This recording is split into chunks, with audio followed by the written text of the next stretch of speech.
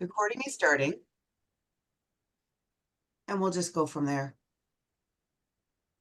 Anything else that anyone would like to talk about after we're done with the St. Charles overview that you'd like to add to it?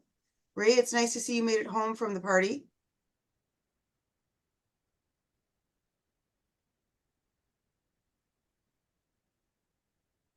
It was a long weekend. I think I averaged 3 hours of sleep both days, so yeah. But it's all over with, and now I don't have to worry about it anymore. Until next year. Yeah, till next year. Well, the next year's not going to be bad because I'll be done with it. I mean, all I got to do is just play host, and that's it. So Yeah. Something like that. that's what Dave told me. Dave, thanks for coming. I appreciate that. It was a fun weekend, one of which my liver will need some time to recover from. I won't tell you how many bottles I had to throw away. Empty bottles. I went there with 7 cases and I came back with 2. Oh yeah, beyond those 2 And I'm clubs not talking beer.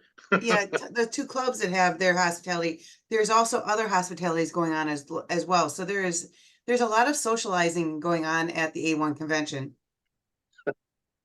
I was very sad I couldn't be there this year. I was hoping to see you, Carrie. Yeah, I'm stuck, and believe me, I'm not enjoying the weather. It's cold down here. It's 58 degrees. Ooh. No, that's cold down here because it's so damp. Carrie, if you expect us to feel sorry for you, guess what? I know. You know us enough that we're not going to feel sorry for you. How are you healing? How are you healing, Terry? I haven't started. Oh, you My didn't have surgery's surgery the 25th. Oh, again, They bumped me out. They bumped me out another 8 days because the hospital that I was supposed to have it at is in such financial distress that Stryker refuses to let them do any of their surgical implants there. Oh my. So they had to hurry up and reschedule me for a better hospital. So I'm happy about that.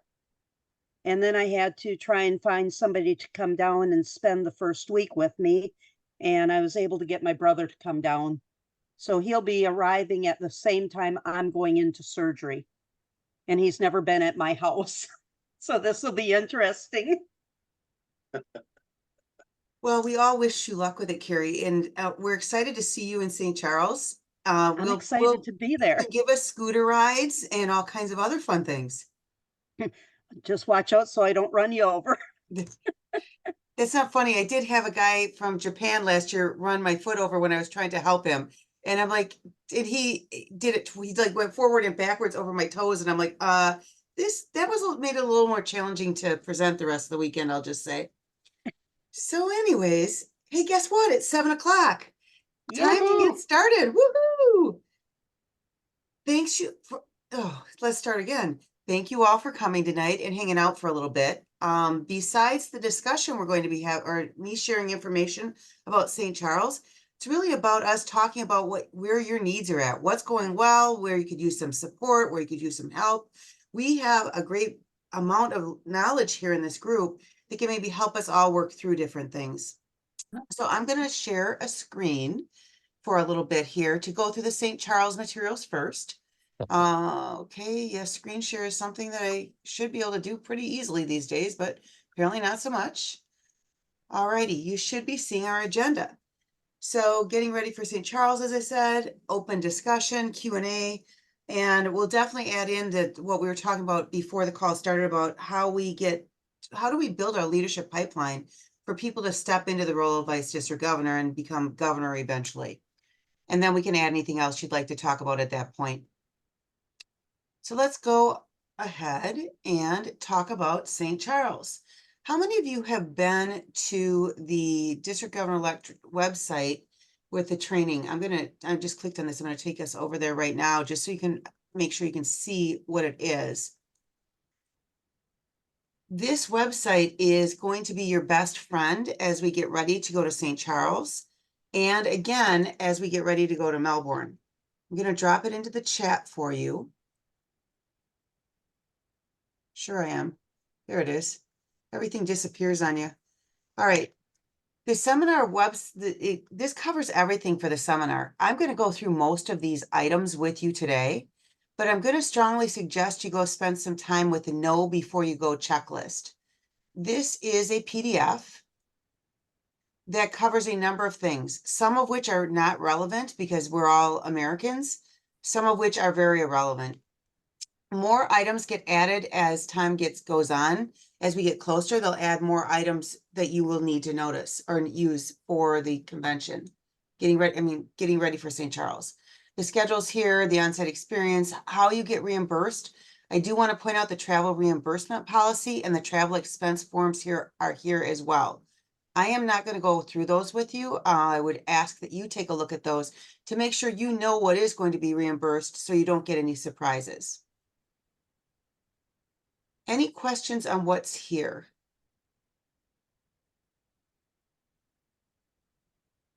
And as usual, I can see some of you when I've got a screen share, but you can feel free to unmute and just ask questions as I'm sharing so we don't miss anything.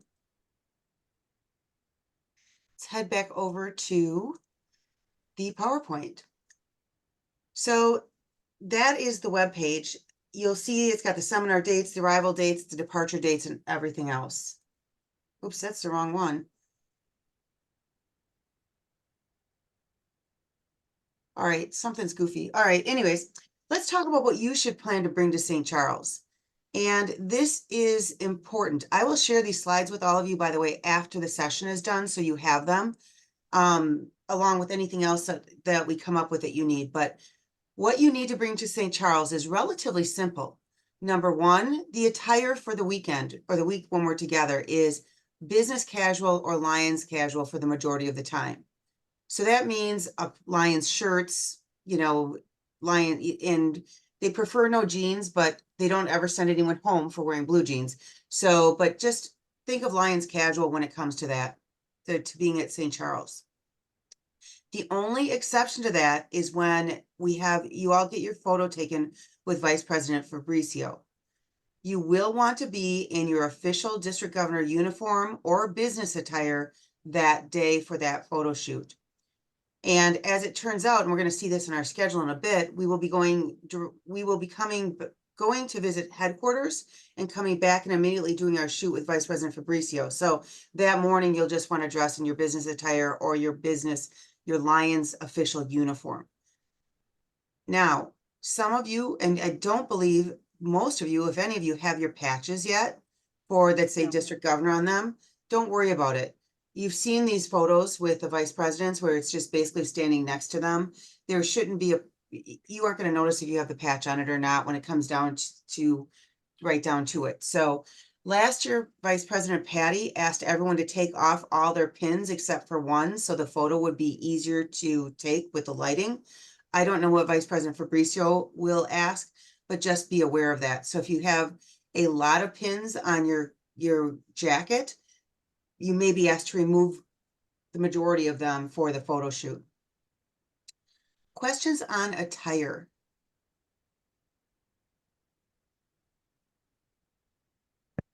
If not, let's talk about the Sorry, quick question, Jody. Sure. So that means the red coats, right, for us, although we're Yes. not even the district governors yet. Correct. It does mean the red coats for you. Anyone else? Excellent. The other thing is, and you're all used to, you all understand Chicago weather, so I put this on here just to let you know, you will be walking outside between a bus and into headquarters for a short distance. So if it's very cold at that point in Chicago, you may want to bring a winter coat to make sure you have a coat that you can use to get in and out of the bus and the headquarters and the Q Center. All right. The next thing is to talk about your pre-assignment workbooks. Most of you I know have either completed or are almost through your pre-assignments. The pre-assignment workbook, there's actually 5 pages, excuse me, that you should be taking a photo of or printing out. You do not need to print anything else to bring to St. Charles. Don't waste your time printing that whole book or resources. Unless you really want to, it's not necessary. The pages that you need to bring with you, either as a printout or have a photo of, because you'll reference them as we're going through the assignments at the Q Center, are page 3, which is part of the Becoming a Whole Leaders session. In managing your team, pages 25 and 26. Club chartering strategies are on page 30 that you'll need to bring. And then the last one you'll need to bring is on page 35 with leading change. You will get a workbook for on-site when you arrive. It'll be part of what you receive and what we'll be using while we're working together in St. Charles. If you choose to print out the workbook, that is your choice, but those are the only 5 pages that you need to have access to when we're in St. Charles. Has anyone noticed that the little printout, it's got a little sign on this, the little icon on the top of each of those pages says print and bring to St. Charles, I believe. Jody, do we also need to bring our head, heart, and guts packet or no? You Thought I do read this- not. Okay. One of the I read- assignments, Becoming a Whole Leader page, will be actually, it will actually be recapping that. You'll be using that to do that assignment. And that will be more generic then and more generalized information that you'll use to share with everyone else. Great question.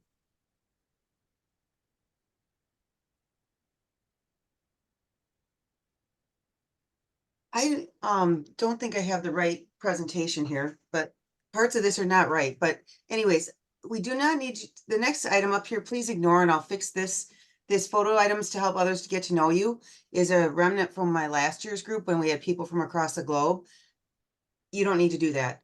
I was working on 2 different slide decks, and apparently I don't know. This is going to be a surprise for all of us what pops up, because now I'm not sure what's on each of these slides. But anyways, so ignore the photos or items to get to know each other, because you already are from the same area. But some people like to bring gifts for your fellow group members. That is a completely optional thing. I mean, some people bring pins to share. Some people bring little items of whatever works for them. It is completely optional, but I did want to let you know that that is something that you may have heard of in the past, and it is completely okay to do. Beyond that, I don't have anything else on the list that we officially go through. Is there anything you have questions about what you should be bringing to St. Charles above and beyond this? Jody, Yes. I have a quick question. Are we going to need a laptop or any electronics that we need to bring with us? You are not. Thomas, I love that question. And you do not need a laptop. They tell me I don't need a laptop, but I'm bringing mine because I'm always paranoid. But you guys do not need a laptop. All the work will be done in the workbooks, and they're printed copies. Hey, Jody. Yes. I know Georgine asked the question, but there was a little bit of interference, so I didn't quite hear the answer. The head guts thing. Did you say we don't need to bring that? You do not need to bring that. You will use that to complete your Becoming a Whole Leader segment of the pre-assignment workbook. Okay, thank you. Yep.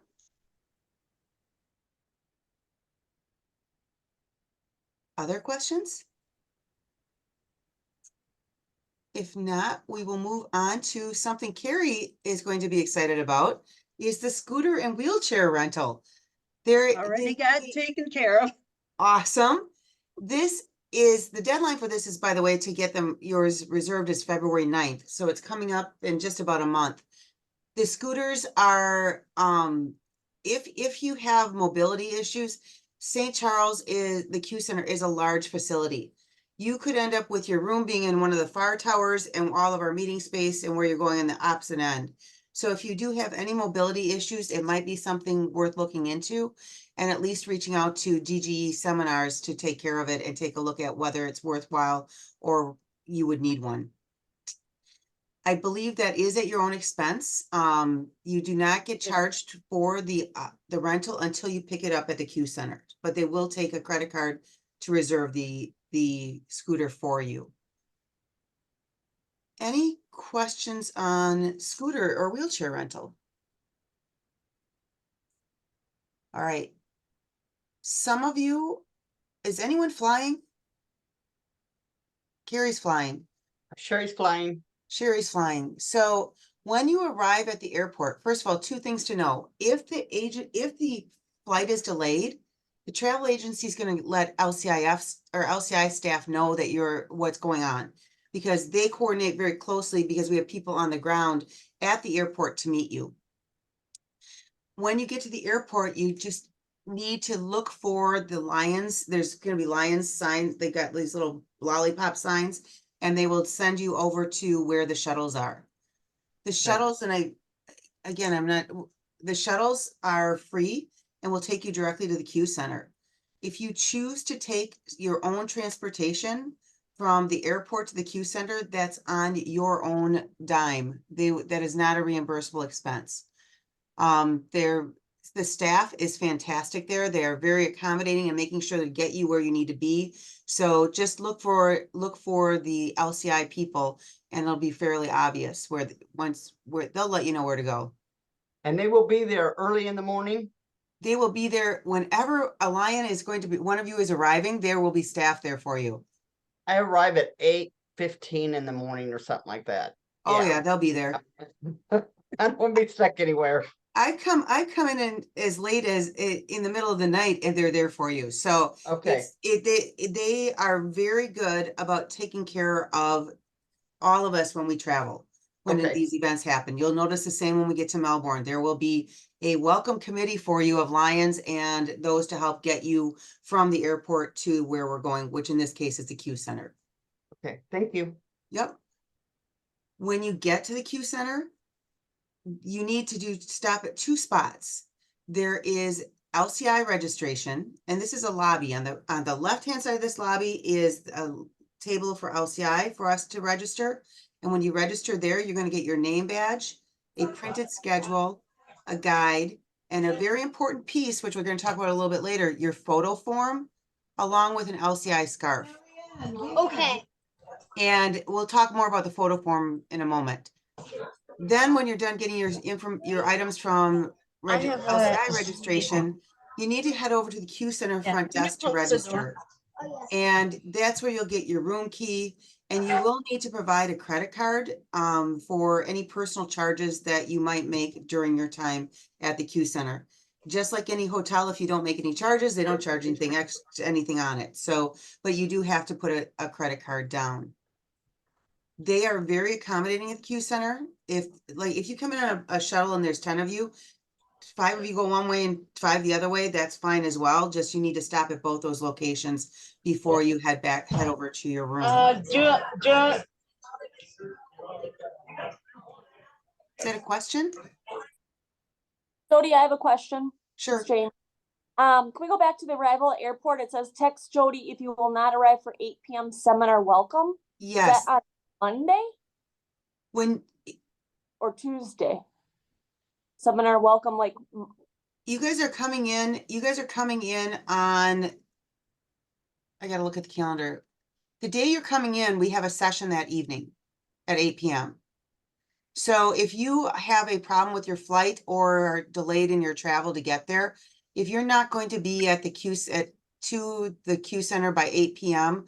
on our arrival dates, then I need to know so I can plan, make sure that I, first of all, will obviously be taking attendance at all these sessions, but just so I'm aware of it. And you all have my cell phone number, I believe. You can email me, or you can, I can put it in, I'll drop in the chat again just to make sure. Please. Jamie asked if that was Monday. It is Monday, Jamie. okay, thank you.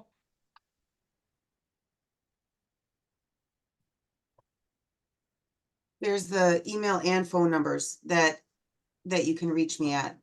Because we will be in session. I mean, you can call too. or whatever it is. Just want to make sure that you're all okay and are arriving or safely and everything. Thank you, Jamie, for taking us back to that.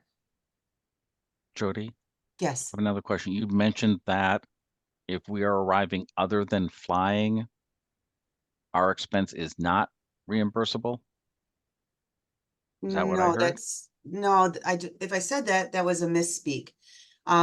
If you are driving, what I was referring to is if you're taking the shuttle from the airport. So the Oh. airport shuttle, if you don't take the airport shuttle, you arrive by a plane and then you decide to take your own transportation or get an Uber or whatever to go from Mhm. the airport to the Q Center, that is not covered.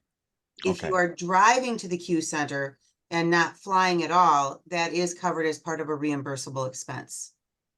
Okay, I may have misunderstood that because Oh, what that's all was good. being discussed, so I wanted to check. Well, I appreciate that.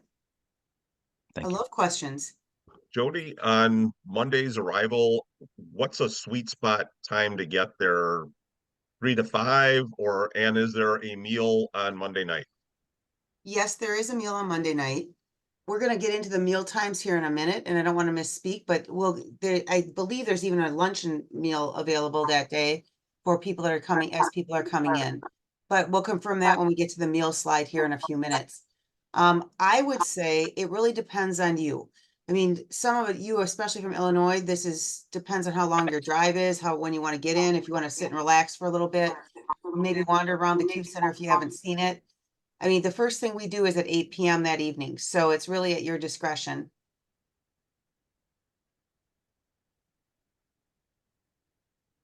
The group leaders come in the day before, 2 days before. We come in earlier because we do some pre-training and preparation, final preparation for you all the day before. So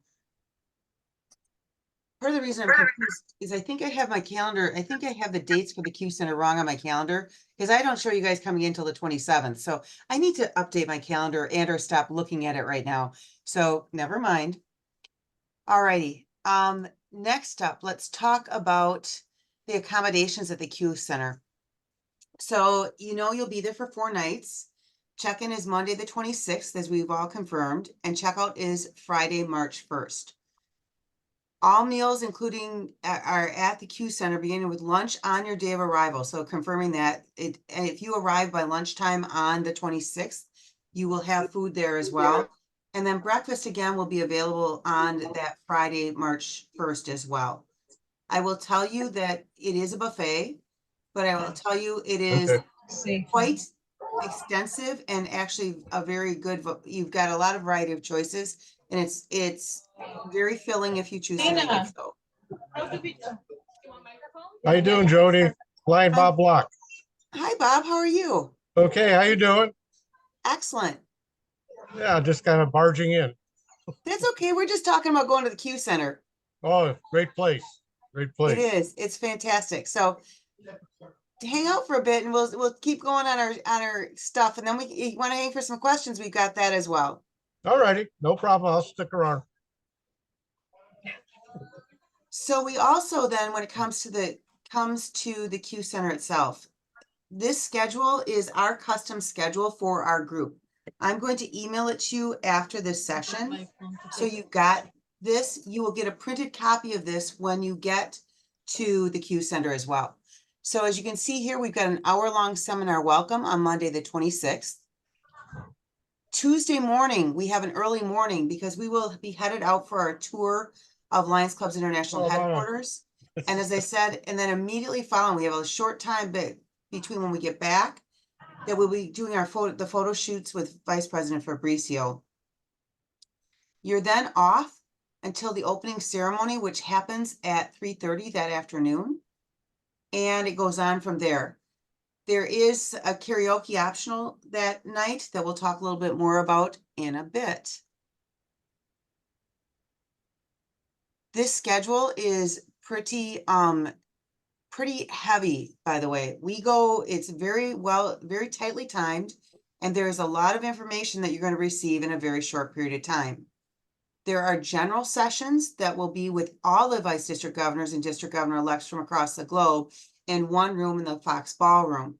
That's where Vice President Fabricio and others will be giving you overall big picture information, getting ready for next year.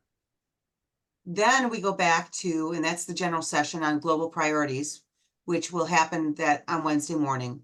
Then we go back and we go to our classroom for the first time. And that's where we start going through the curriculum that we have available. So we'll be covering becoming a whole leader and managing your team, the first part of it, before we head off for a lunch break. A little bit of free time. Free time is a great opportunity. There are staff members there from different departments to have conversations and answer questions for you.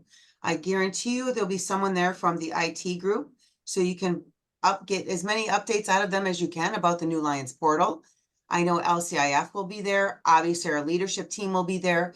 The GAT and GMA teams will be there to have conversations and help you with any questions on Mission 1.5 and where we're headed with membership. So that's a great opportunity to go and visit any of them and or the Lions store. There is a pop-up Lions store on site at the Q Center that they put in place for you all to be able to shop at. We're going to talk about you doing some pre-orders here and a little bit later in the slide presentation. We go into then come back, we have a little energizer, we come back and we do the second half of the managing your teamwork session. You get another break. At breaks, there are also snacks available. And again, they're very good snacks. You will eat well if you will get good food and you'll have lots of it, I guess is a good way to put it. We will come back and we are going to have the club chartering strategies session. This is a very special opportunity for us. This is where we will be doing a classroom exchange with another classroom. We will be exchanging classrooms this year with the Japanese group of district governor-elects. We will have an interpreter that will be involved in allowing us to communicate, and we'll have more details on what we'll be talking about once we get to the Q Center. Excuse me. But it's really these classroom exchanges with the other cultures has been a really fascinating and interesting learning opportunity for all of us. What will be incredibly exciting about this is the Japanese Lions have a very different way of looking at club building than we do here in the US. So it's a great opportunity to learn from them and understand how the other parts of the world operate in ways that we might be able to learn from and grow from. So that will be right away or in the late afternoon on Wednesday. Then Wednesday evening at 20:40, which if I do the math right is 20 to 9, 8:40 p.m., we will be having our group photo. LCI takes an official group photo of each group for each of us, and we are able to download those photos along with you'll be able to download your photos with Vice President Fabricio sometime about 2 to 3 weeks after we get back from the Q Center. We'll send you a link and you'll be able to download those photos and keep them and use them as you'd like. The next morning we get up and we head off back to the general session in the Fox River Ballroom, and there'll be a keynote speaker who is always a surprise and always good to motivate and help us work forward with whatever the priorities are. So, sorry, Joey, the group photo, what is the dress code for that? We're going to talk about that in a few minutes because it's up to you guys. If you'd like to be in your Lions attire, if you'd like to, whatever you had, if you would like to change and put your official formal uniforms back on, it's up to the group to decide how you'd like to handle that. Great question, Slava. I think I have it on the slide when I go into more detail about that. We are then going to come back after that general session and we're going to talk about LCIF for a bit. And then we're going to work on action planning before we have again some free time and a lunch break. And then we wrap up the whole session with the leading change, which is a really awesome session. And then we go back into the general session again, where we will get the preview for Melbourne and have the official closing session for the seminar. There is nothing official on Friday morning. It is basically get up, get packed, have some breakfast and head home. So it's truly a day of travel for you all. Any questions on the schedule before we go into some of the details like Slava's question and some others? So Jody, I may be leaving Thursday night instead of Friday morning. that's fine. As long as you're there for the whole session and can get through the end of what it 17:45 must be 5:45. Okay, I'm not sure what time. Hans has an ID convention and it starts Friday morning. So What I suggest, Sherry, is for people that aren't able to stay for the whole time, you can you send an email to myself and have you notified staff of that yet? they did, they have to get Fabricio's blessing before they Right. will let me leave Friday night. Right. They said it would take about 10 days for that blessing. So we're just waiting to see what he says.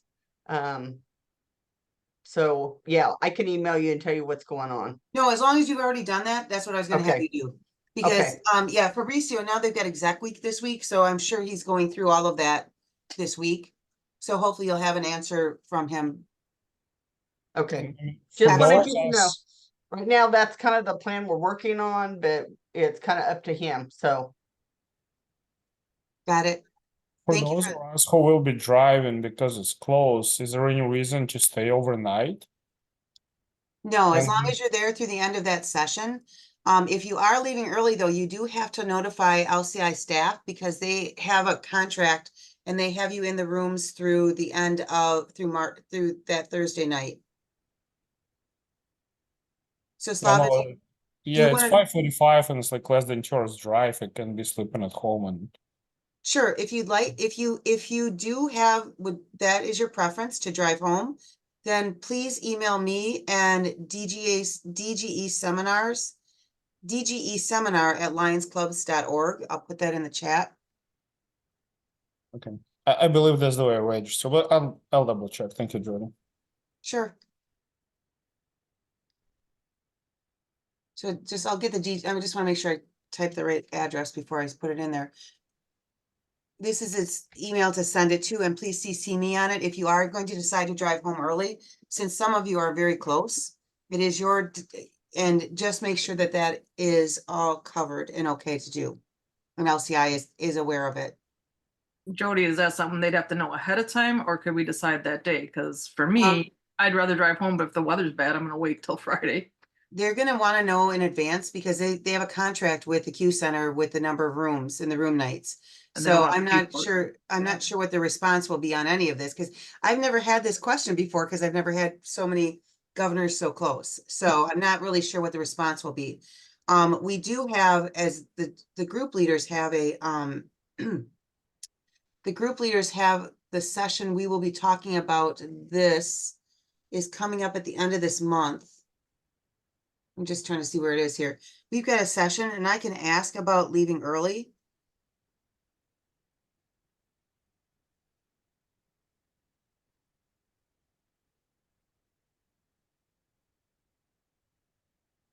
I will see if I can get an answer on that for all of you. And then if I can get an answer for everyone, I'll shoot it out to you all. So not everyone has to contact staff. Georgine, if the weather's bad, you can stay in my room with me. If they give me 2 beds. Well, even if they don't give me 2 beds. I'm not sure how this whole thing works. Let's hold on that for the time being until I can get an answer from staff. I'll email Carrie tonight and see what I can find out on that, what their preference is and what the rule is. That work for everyone? Yeah, that works, thanks. Yep. You know, I Well- guess the weather could be the other way too. It might be better to leave Thursday night and not be there Friday, so that's, so knowing how much time they need, lead time to change our plans would be good. Me, the cogs on Friday, so I'm just gonna drive right to Marshfield. Yes, yeah, that's right. It's good timing, right? I don't know, it's about the same distance either way. Anything else on that portion of the schedule, or shall we move on to the next piece? Which is talking about our trip to headquarters. Some of you have been to headquarters because, again, we're all pretty close here. Some of you have not.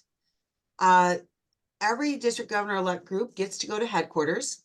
And Jody, yes, is that date right? Because we're not arriving till Monday. It's Monday, the 26th instead of February. It's instead Tuesday, of February, 27th. it's Tuesday, February 27th. Thank you. Let me just go back a slide. Yes, it's Tuesday, sorry. Good Okay. catch. Tuesday, February 27th. I will update, I'll fix that before I email this out to you all. Tuesday morning, right away, we are leaving headquarters at 7:30 a.m. And when I say we're leaving at 7:30 a.m., I mean we are leaving at 7:30 a.m. So I am going to become the bus mama to making sure you all get your booties on the bus by 7 a.m. or 7:30 a.m. so we can head out to headquarters.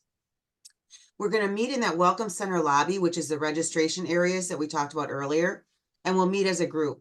I will have a lollipop with the number 30 on it, the little lollipop signs, so you can find me. It is a 60-minute ride, one way.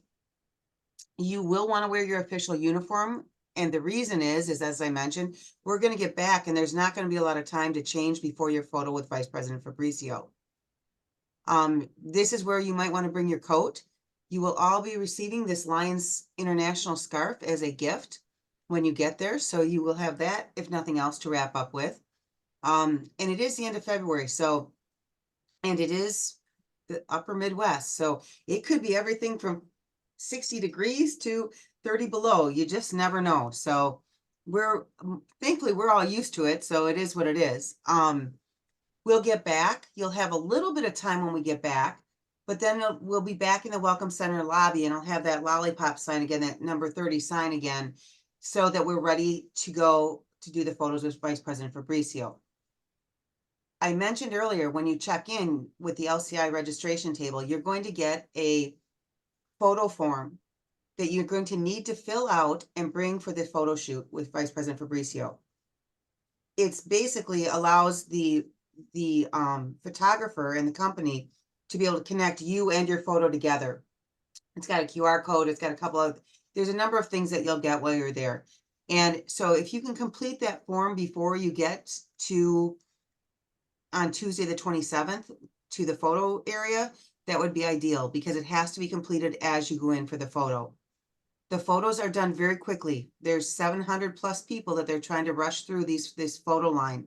So it literally would be, there's a staging area where I will be staying, and there's a couple of staff members where if you've got some other material, like if you've got a bag over your shoulder or a backpack, or you've got to take off some pins or whatever it might be, where all that can be left. And then you stand in line, and it's a very quick, just smile and smile and smile and smile, shoot, shoot, shoot. And it's very quick, rapid fire getting it done. It is quite it's actually fascinating to watch them get it all done, because it seems like they're never gonna get through it, but it goes very rapidly. And then, as I mentioned earlier, those photos, along with your individual photos, along with our group photo, will be available in March for download. When they are available, you're going to get an email. I will get an email to tell you to send you an email that says you got the email to look for it. So you'll get double notification, both from the original email you receive, and then I'll give you a, hey, it's here email, so you hopefully don't miss out on and lose that. Because as I recall, there's a 2-week window, I think, for downloads. At least that's what it was last year. So it is something that is relatively timely. Any questions besides the wrong date on there on where we are going with our tour of headquarters or the photos with Fabricio? Is there So anything we need to bring for the tour or anything like that? No, it is the self-guided tour. You'll all receive the little handheld sound system. Okay. And we will not be the only ones there. There'll be at least one other group. In the past, it was the group we were exchanging rooms with for the classroom exchange, but I'm not sure how that's going to work yet this year. So we will be there with multiple groups at the same time. Staying with the group is something you'll hear me say a lot when we're on the bus, but we all do need to stick together, especially when there's people in this particular class, this group, that know staff and would like to stop and have a chit chat, including myself. So we just need to keep it moving, because there is a tight timeline. So, All right, thank you. yep. anything else on our visit to headquarters or pictures with Fabricio? We will have scarves and ties too, right? For the pictures. You will all need to bring your own scarf or tie, depending on what your preference is. You will not be receiving the official scarf and tie from Vice President Fabricio till Melbourne. So this will be your own scarf or tie. In some cases, I know some councils have a council scarf and tie set.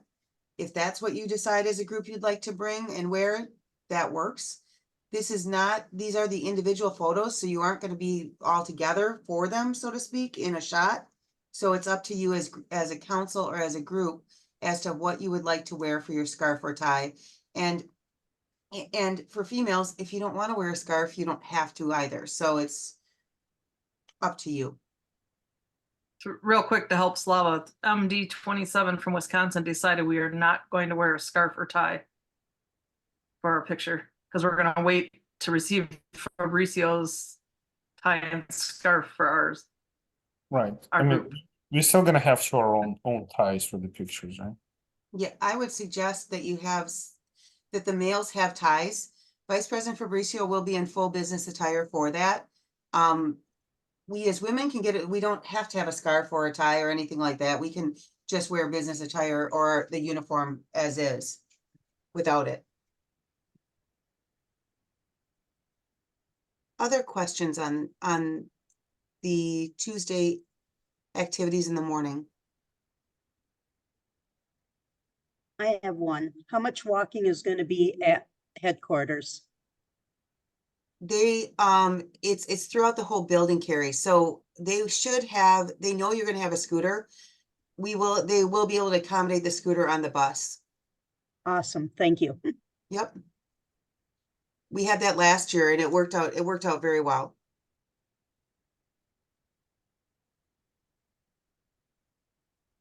Anything else? All right, let's talk about our group photo. We know that's going to be Wednesday evening. And hey, look, I got the right day and date. Congratulations. We're gonna meet in the Fox River Ballroom lobby area. So the Fox River Ballroom is where all our general sessions are. And that's where some of our snack breaks will be. So it's gonna be a very familiar area for you.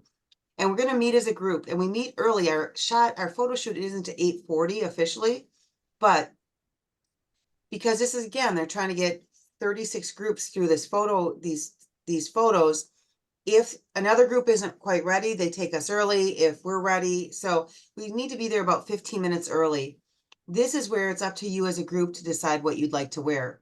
I will be in an official jacket and business attire all week. And that will be what I will be wearing. But you all can decide if you'd like to stay in business casual or lion casual attire. If you want to put your uniforms on, it's up to you as a group to decide how you prefer to have that group photo taken. We are on risers. So it's, there's 3 or 4 risers there. I can't remember, to get us all on it, and they will organize us and take a fun one and a serious one, I believe. If you'd like, I could do a quick poll. And Jody, does everybody have to be the same then, or is it an individual choice? they don't have to be the same. I think the decision is whether you want to be in Lions casual or if you would like to be in your official uniforms. And that's, I think, the choice. So I have not had anyone, any of the groups I've worked with, decide to be in official uniforms. But that's not to say, if you guys have that preference, that you could certainly do that. Question, I know MD1, we all have our council shirts for our year. Does Wisconsin or Kansas have theirs yet? Yes. I would prefer our council shirts for our group because of the fact we haven't earned that red jacket yet. I agree. I vote for council shirts. Works for me. I agree. Does I anyone concur. not want to wear council shirts? Kansas, do you guys have council shirts?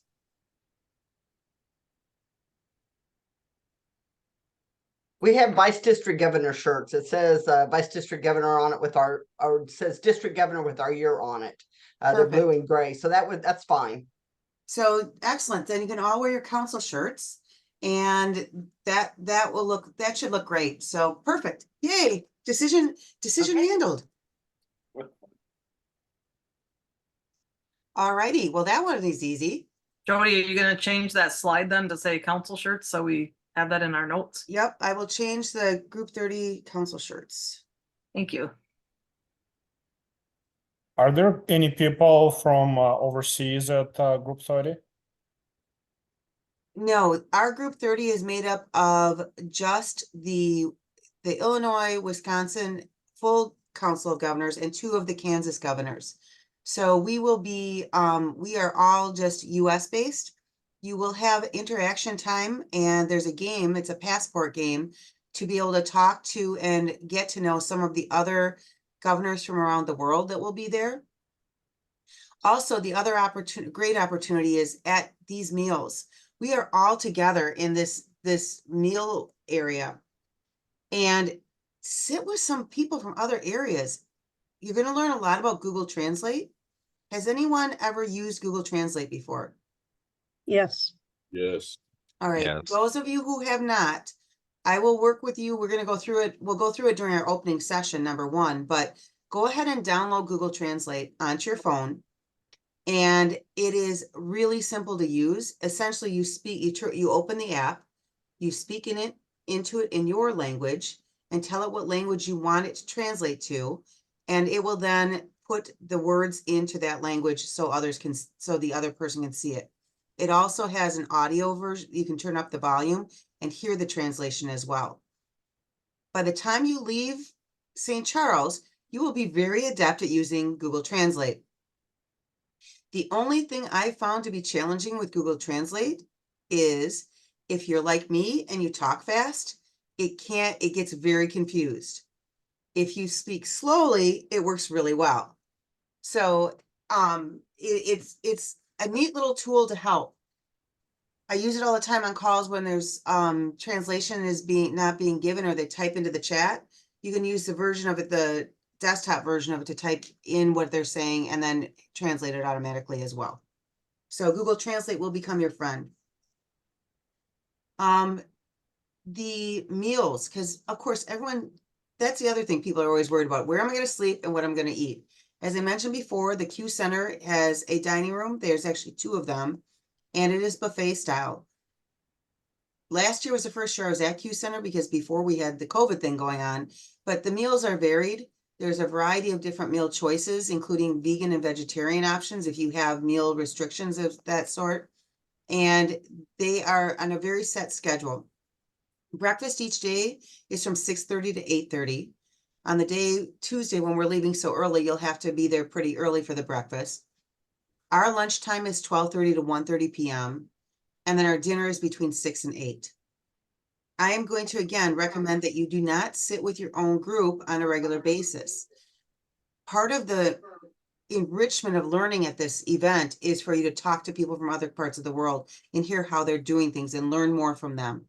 As we saw when we were talking to our friends from Europe at our last meeting, our last session of this, we have a lot in common, including our challenges that we're all facing. And being able to share ideas and learn from each other is really important. So spend some time with people from other parts of the world and have some conversations. Those nutrition hubs during classroom breaks, there's snacks, there's healthy snacks, there's not so healthy snacks, there's beverages. Again, you will eat very well while you're at the Q Center.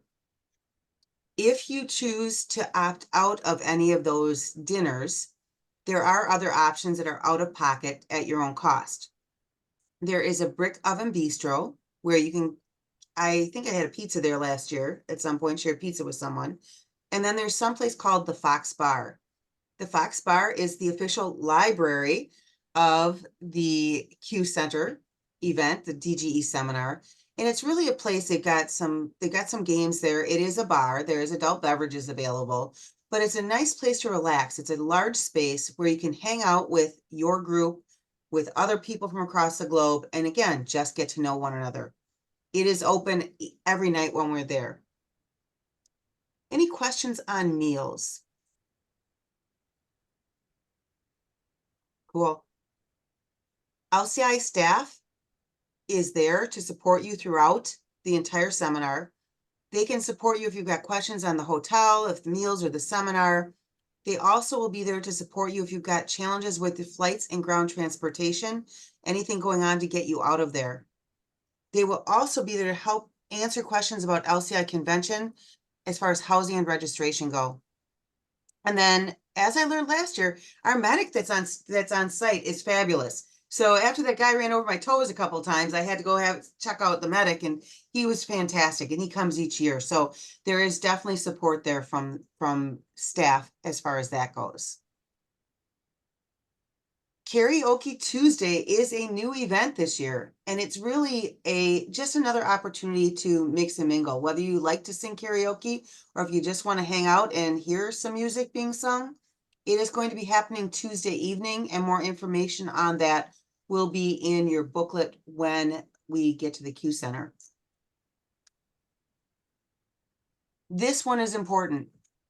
You all have an opportunity to pre-order club supplies from Lions Clubs International.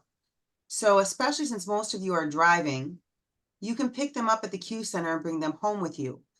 The Wisconsin governors, and I think the Illinois governors as well, I know visit headquarters and pick up pre-orders of things at that point. But if you need anything from membership or the Lions shop, you can get it. If you order it by February 1st, they will have it there for you, and you can pick it up while you're there. You have to use the codes that you see on the screen here. So when you order from the Lions shop, you have to enter Q Center Pickup 2024. And then if you order over $75, you're going to get a 10% discount that you can use the code at checkout, Q Center Discount 2024.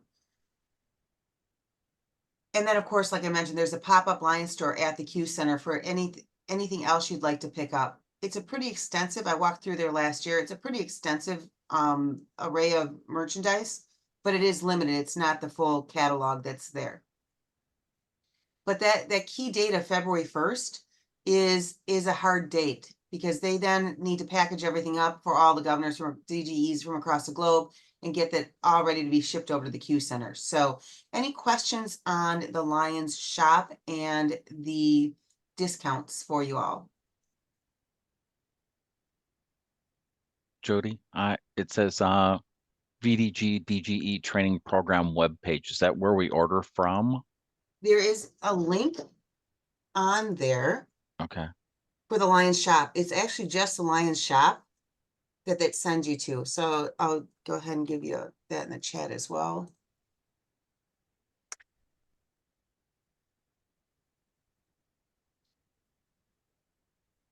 And that's where you would be doing the order from.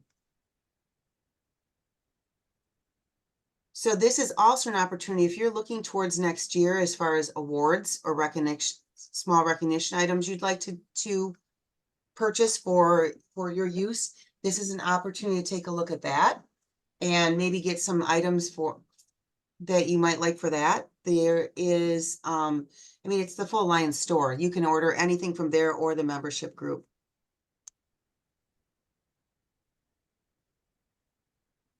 Other questions on the Lions shop?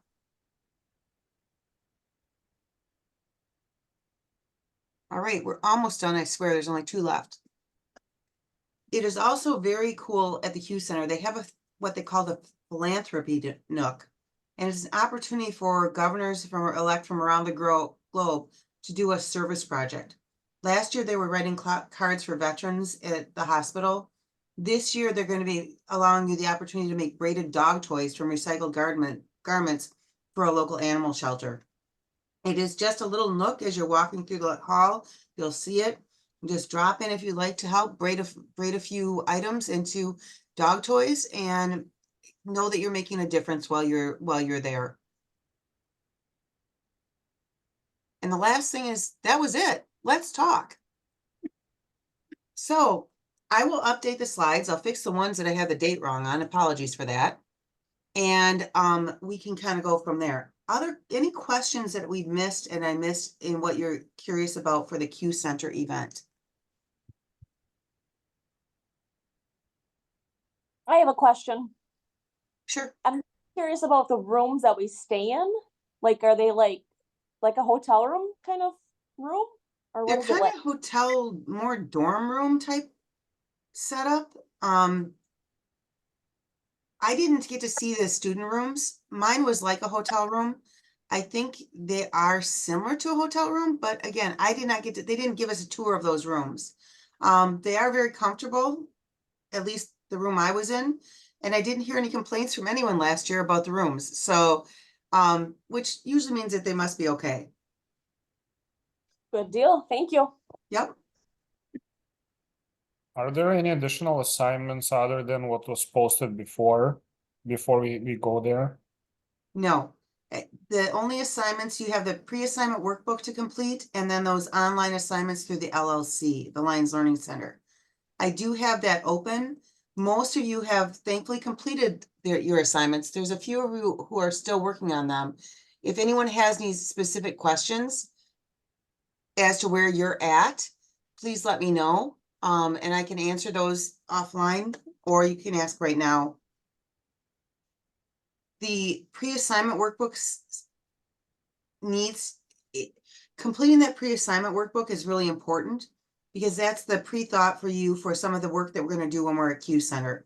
There are activities that tie in and you'll all be working on together based on that information you bring up from your pre-assignment workbook. So make sure to do those assignments and bring those with those photos or the printouts with you.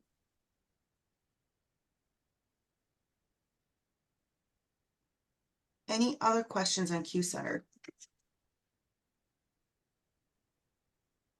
Cool. If you have a question, please don't hesitate to reach out. If I don't know the answer, I will try to get you the answer. As in we were talking earlier, I'm going to find out what's going on. If there is an opportunity for you all to leave early, what is that procedure? What needs to be done and how soon you would need to notify the staff about that. So please hold on that and I'll get that information to you. I'm sure Carrie will get me an answer yet this week. So I'll let you know as soon as I have information on that and send it to all of you. Okay. Jody, I have a question. Sure. Because with the traveling, they said they had tried to get a hold of me and, contact me, and I got nothing from them. Now the communication seems to be going. How long should I wait before I get concerned again that I haven't heard anything?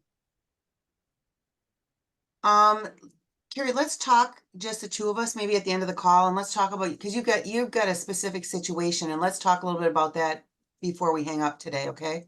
Okay, that would be good. Thank you. Excellent.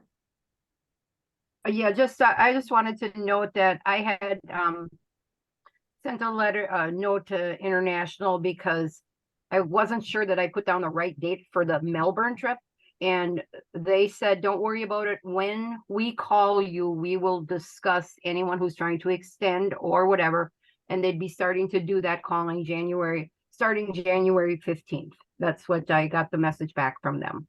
Cool. So, They told us they weren't going to start working on that till February and March. So don't worry about Melbourne yet is the bottom line message.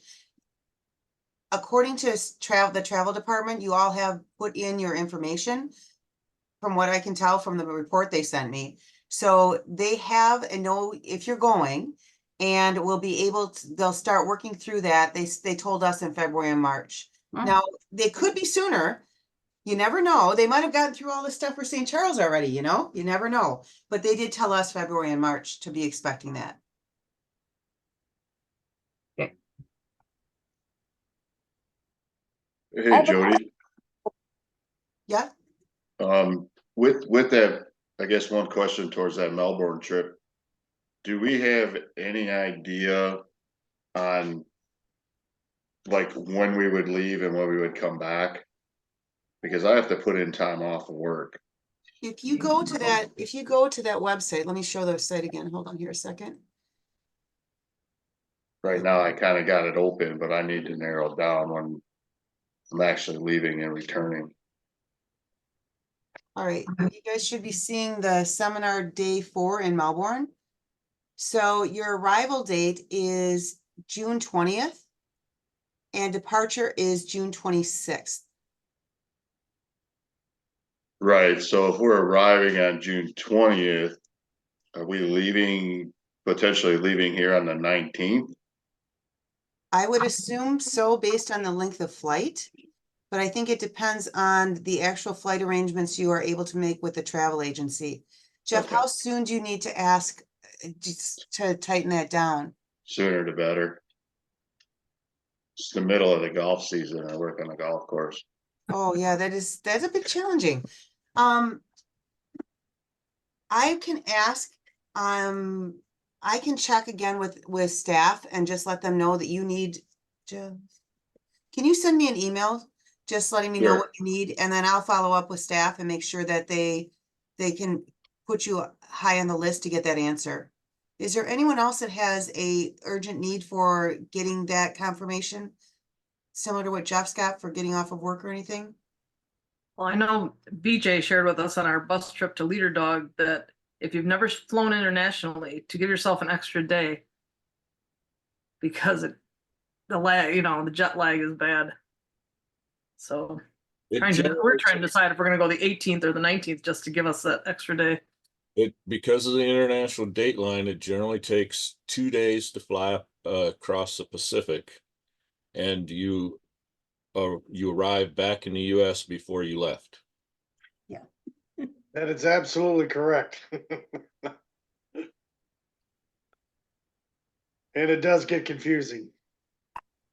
In the last time I was overseas, went to India and the flight was almost as long. It just happened to be going in a different direction, so I didn't have the international date line in place. And it did not take me as long to acclimate as I thought it would. There's some different strategies you can use before you leave to try to get your body prepared for it. But yes, it's going to be interesting for all of us. We'll all be a little blurry-eyed. I recommend either earplugs or earbuds in for the whole trip because it'll cut down on the noise, and that's a big part of making you tired. Neck pillows, because you're going to be on a plane in a seat for a long time. There's a lot of things. So we'll talk more about all of those pieces and different tips and tricks. And maybe I'll get someone on who has traveled even more than I have, or any of you have, and we can talk about any other, or you all can share some tips that you have for packing and different things that we might be looking at. I'm hoping that they are going to be very, very careful in how much stuff they're giving you. Thanks, Darren, for dropping in. I'm hoping on this trip they're going to be or they're going to not be giving you large items to carry home from Melbourne. The last 2 prep sessions we have coming up at the end of this month, we'll have more information on that. I will try to get that information to you. So for example, in a lot of times the president will give the district governor-elects a briefcase of some sort. So sometimes they're larger than others, and getting them home from Australia might not be that much fun. So we'll see what they're doing with all of that. A question about St. Charles. If we are flying, will international pick up our suitcase cost? That is all part of the travel reimbursement policy, and I haven't looked at it for a while, so I'm not going to answer that for you, but I can tell you where to find the answer. How's that? On the same page we're just on, the DGE First Vice District Governor Training Program, it is here in the travel reimbursement policy. It will explain all of that. Okay, thank you. Of course. Is that the same for international, that travel reimbursement that's on there? I believe it is. Okay. Actually, well, they've got another one down. If you scroll down under, actually, I think that's a St. Charles specific one, because if you scroll down to the Melbourne spot, there is a travel reimbursement policy for Melbourne as well. Perfect, thank you. Cool. All right. So I know there's a big topic you all want to discuss. If there's any more questions on the Q Center or what little on Melbourne, we will have more information on Melbourne, hopefully by well, we'll hear more about it when we're in St. Charles, but then hopefully we'll have more details on it coming out by the end of March. So we can share that with you all as well. I just have one question about that. Since obviously most of us will be having spouses, which we're responsible for paying, isn't it kind of the further it gets out or closer to the travel date, typically flights are more expensive? So I hear what you're saying. I get what you're saying, but I don't know that they can speed up the process with CWT any faster, is unfortunately. okay. Last year, Typically, sorry, Jody, ahead. typically start going up within the last few weeks. So I think if you're flying not until June, if they get us February, March, we have plenty of time. It doesn't start going up in price 3 months in advance. But you need to be watching because they fluctuate throughout every week. And you need to watch this. I'm traveling to LA next week, and it was up and down from $400 to $700 based on the day of the week. So you kind of need to see how it works out. Okay. It is last year, I will tell you, because the year before we didn't travel, that the travel was different. Last year was the first year, oh, actually the year before we did, because we went to Montreal. But last year the travel was, there was a couple of the district governors that I elected I was working with that had a hard time getting through the list and getting their things scheduled. So I will leave it up to each of you to reach out to me. If you haven't heard from DGE Travel or from this travel agency by, and I'll give you a date once I hear more from LCI, then let me know so I can elevate it and try to push as hard as I can to get you the information you need. I'm guessing that date's going to be at the end of February, potentially, if you haven't heard. But again, we meet the last 2 weeks of this month. We have our last 2 training sessions. So I'll know more after those sessions because they should be starting to change us over to Melbourne discussions. Jody, do you know if they give you options of airports? Like, can you tell them, hey, where's the cheapest airport? Because we're in the middle of the state. We can kind of. Yes, the travel agents will work with you directly and you can tell them that you have that flexibility. I'm flexible wherever I can fly to Minneapolis, Madison, or Milwaukee, or whatever, or, you can give them that information and they will then help you find the best rate. I will also tell you that when they send you they'll send you your itinerary. If it's not what you hoped it would be, you can send it back and ask for an adjustment on whatever that might mean. Maybe it is, I don't want to be leaving at 5 a.m., my flight leaving at 5 a.m. because that means I have to drive starting at 1 a.m. Those things happen. And when they put the schedules together, and if you aren't happy with the schedule, go back and forth with them to finalize it.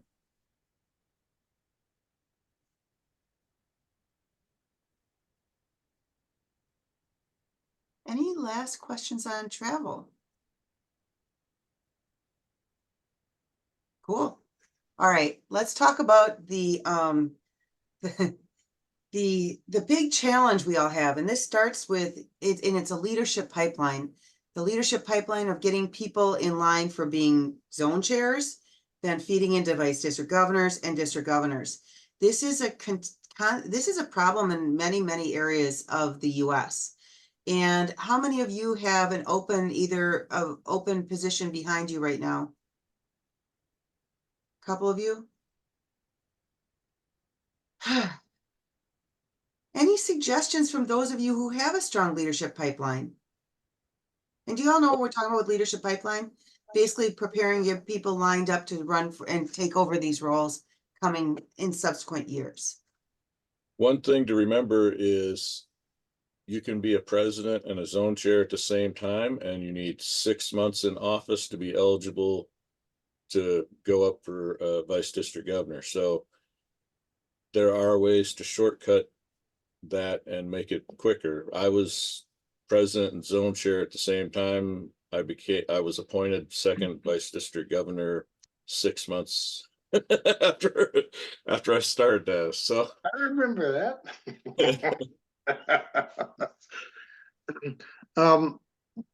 One of the things that our district does, and I think we do it fairly well, our past district governors are required to watch everybody and give the district governors and the vice district governors any names of any lion that they think might be a possibility. And then we start to work on them. I know when I was a club president, the district governor came to me while I was still brand new. I think I only had four years as a lion, so I had a lot to learn. But they started nurturing me at that point, long before I became a vice district governor. And we have a pipeline now where we're covered for the next 4 years. We don't have a problem, and we have several others that are now beginning to show interest in doing that, because we stress the training, we stress the learning, and the need. And if they're real lions, they'll step up and they'll start doing those things. But you do have to train. Every time we tried to put somebody in who wasn't trained, it didn't work out. One of the things I'd recommend is try to get more people on your cabinet.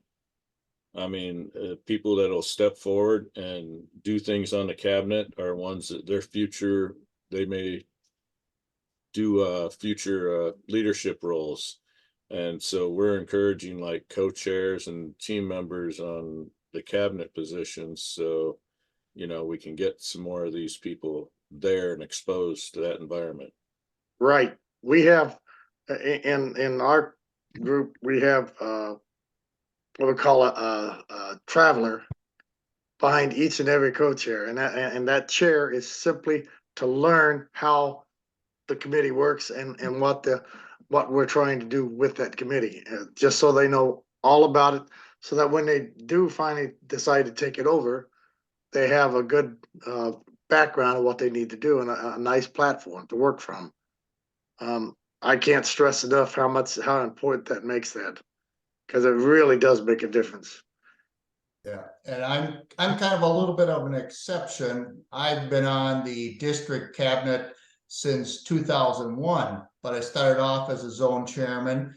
And just, I think being on a district cabinet, if you can be there multiple years, whether it be a chair or a zone chairman for a few years, you get a lot of source of information from just the current people on a district cabinet that maybe want to be more than a chair and kind of step forward, or you learn to get a little bit of connections through them of people in their own clubs that might be interested in either joining the cabinet, and from there you can work to getting them to get in the progression list. The more people work together, I think, on a cabinet, you build more trust and more people get enthused about joining the cabinet, because they're starting to hear how much the cabinet is doing, how good everybody works together, and they want to, you know, all of a sudden want to become a part of it. And people then start stepping forward and asking questions. And that's kind of happened in my district too, because as Ray said, you know, they're lined up for the next 4. We just had our convention, so we elected our second. We've already got somebody prepared for next year that wants to step in already for second. So we've already prepared these people who've been on a cabinet and know a lot of how things work. I was one of the ones that brought this question up. So right now, for the next 3 years, we will not have a district governor. We have nobody in the pipeline. Eligibility wise, well, I'll throw out, our cabinet has 7 people on it. That's it. And that includes the vice district governors. So we have a very small cabinet. So there's not a deep pool to even draw from. Our eligible people right now, we've only have 15 in our district that could even possibly move up. And out of those, 7 have already said no. So trying to figure out just that it's a long-term fix, but how do we, is there a magic letter we can write to get somebody appointed? I'm still trying to figure out moving forward over the next 3 years. How do we maintain what we need to do in a district without running it by committee? And I've experienced that when I was out in Iowa, where they had 5 past district governors running the district, and it was not good. Not pretty. So Joe, Yeah, Joe, so Joe, what Really? I would suggest, and I think Bob is still hanging out. Is Bob Block still hanging out? I've talked with Bob already, talked with Darren, but I'd rather hive mind and get, Sure. other My, things. Yeah, the reason I asked is it seems to me that you need a reimagining time, and Yep. you need a group of PDGs, active ones that are forward thinking, because it's going to take some thinking outside the box to get you out of this. right, oh, Get yeah, them together and work through the GMA process. And what's going on? Where's the problems? Look at the strengths, look at the weaknesses, figure out what exactly is driving this. Has the district gotten to the point where it's just not relevant to the members? Do they not see a value in it? If that's the case, that's going to take some time to rebuild. And there's some simple things you can do, but you have to have bodies to get it done. Right. And I think No, you're going to have to go down the route of PDGs. That's about the only thing that if you've got, unless one of these 8 is willing to step up, which it sounds like it's iffy, then you iffy. really, it needs to be, maybe you have bring all the presidents of all the clubs together and say, listen, and do some sort of workshop or powwow with them or whatever it is, to try to have everyone come together to work through things. Yep, advertise gonna pull- cabinet positions. I mean, I don't know if you have the wherewithal, even because I'm not familiar with your district, Joe, to actually build up your cabinet by adding more positions. Is there a diabetes chair that then could it be involved in supporting clubs and diabetes projects? Yeah, and that's kind of the challenge is, I'm gonna be doing a Zoom meeting with all the presidents and saying, hey, this is where we're at. This is where we need to go moving forward so we can, still be successful where we're at. I mean, we're a smaller district, or land-wise fairly large. We've got 35 clubs. We're down to probably 800 members, 900 members max. So even that pool is, and that's on paper. So even that pool to kind of, find a president. I've got one president in my district that's been president for 35 years. So I don't think there'll be a zone chair and then move up, because they won't even give up their club president piece. So like I say, we did a SWOT analysis, pulling some other things together, but just kind of trying to figure out how do we make that leap while we're building that foundation moving forward. And most of the LCI stuff doesn't give you, Right. when you have that oops in the middle, once you've got stuff going and the trainings and a cabinet and all that. So that's kind of what I'm looking for. And I think Heather down in one of our southern districts, they've got some issues along the same lines. Not speaking out of turn for you, Heather, but there's a couple of us that have those challenges. And as you said, we're not the only ones, so. I think the key is getting everyone involved. First of all, that your idea of meeting with everyone, bringing all the presidents in, bring all the past zone chairs, get as many of the humans in your district on that call as possible, and then structure it so you can use breakout rooms to have some conversations, whatever you need to do. If you need to do a face-to-face somewhere, or do a couple of listening sessions, or whatever the heck you want to call it. Maybe it's your next round of zone meetings becomes region meetings, and you have the same conversation in every region face-to-face. I don't know. But the short term, unfortunately, is you don't, unless someone out of that small pool will step up, you're going to have to go down the road of PDG.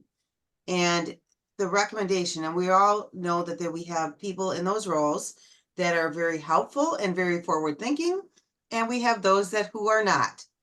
And they may, usually a lot of those who are not tend to be a little vocal and will probably likely want to jump in and help, air quotes. So picking that team wisely and picking who you're going to approach to come back in over the next few years, because then the goal is the next 3 years, this succession plan becomes, how are we going to rebuild this? And this is going to take us in this 3 years. Here's what we're going to do. And we're going to keep building it out from there. And that's the other challenge too, is some of those district governors got us to where we are. So that's not a good role. And in the last 7 years, we've retreaded 3 PDGs. So we don't even have a deep pool of just bodies. because it couldn't find anybody. So it's like, we got to stop it somewhere. Let's move it forward. So, like I say, just throwing that out to ask for any other wacko off the wall ideas. I'm willing to try. So, I don't want my legacy to be I'm the last district governor for our district. Moving forward. So Another thing to consider is international is making it very difficult to retread a district governor. You have to wait until after your convention and everything else. And then you have to wait a certain amount of time after that. And then international has to approve it. So we just did this because there was nobody in front of me, and I said, no, I'm not gonna jump it. I'm not gonna, I mean, not that I couldn't have done it, but I would be better prepared if I stayed where I was. So I wasn't gonna jump ahead, but they're making it very difficult. I understand why they put the rule in place and why it was voted in. But this is very challenging because now you are in no man's land. Because when they make you wait, what James was just talking about, that timeline, I mean, the first year I was a trainer, a group leader. I had a guy that literally got approved by LCI the Friday before we were leaving for Montreal. And they wanted me to have him do all his online assignments. And I'm like, no, the guy's he's got bigger fish to fry right now. He's got to get his cabinet in place. He's got all these other pieces, or get his team going, because they're obviously a challenge there. He's got a lot more focus that needs to be there than on what he can catch up on that stuff. So it is challenging because you're right. They don't have, LCI doesn't give us something that says, this is how you get out of this. They say, you can't do this, you can do this. And here's what happens when you get there. But there's that big gray area in between. And it's not easy. And you're spot on. This didn't happen overnight, like you said, and it's going to take time to turn it around. It can be done, but it also is a very challenging process. And I think the SWAT is going to be key. And if there's someone from outside the district that you can get to conduct some of the SWAT for you, so it's not an internal piece, so you've got kind of an outside consultant that then can help you work through it. Basically a guiding lion at the district level type of concept. They can see things from a different perspective perhaps, but also when it comes time to present the results, it's not someone skewing it with their own opinion from the local level, so to speak, or not even being perceived as such. So the sooner you can get that SWAT done and the sooner you can get these meetings done, obviously, I think the better off you are. If I come up with any other ideas, I'll let you know. Does anyone else have any ideas? One thing they might try, you might try, Joe, is start your clubs on the CQI. I've been very successful with the 6 that are now doing it, and one of them has went from 26 members to 47. So we're doing great with them. But it's a long process. But I think if you start that will probably help you in the long run.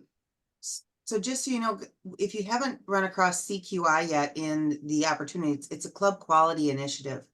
And it is an opportunity for clubs. It's basically a way for them to walk through GMA and actually apply what they're doing. It all kind of comes full circle with it.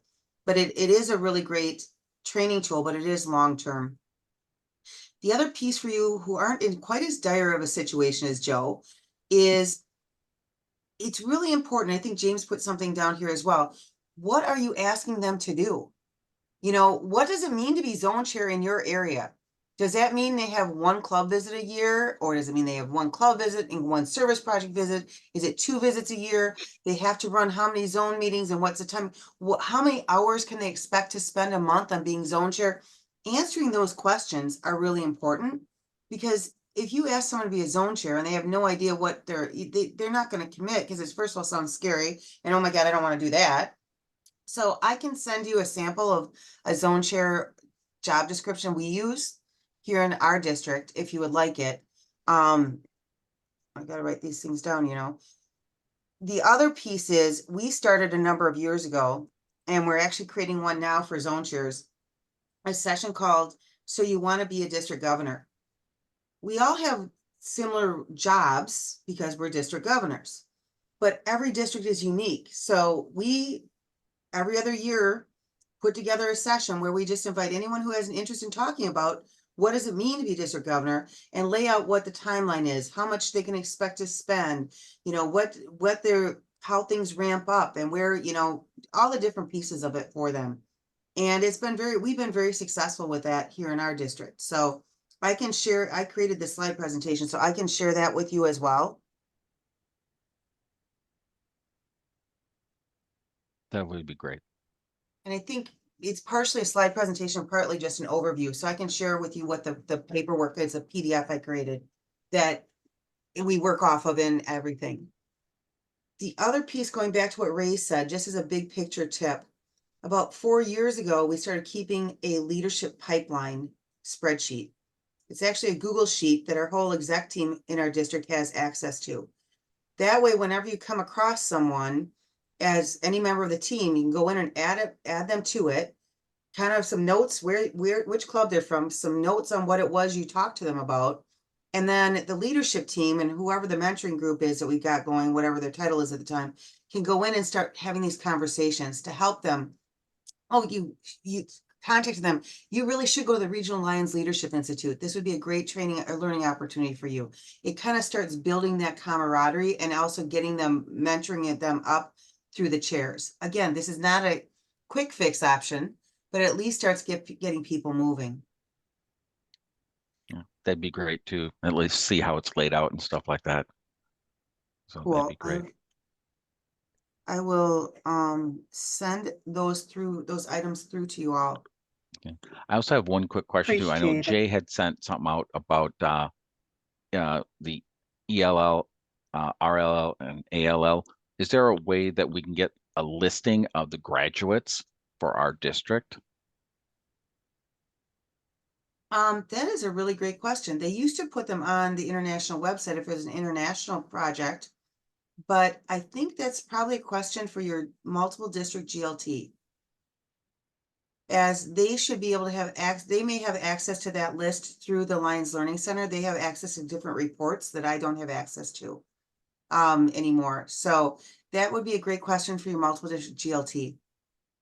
Okay, great. Thank you. I think, Tom, I think if you check in your, if you go to your club section on My LCI, there's a report in there, and I don't remember what the name of it is, that will tell you some of those, but it takes a while to find.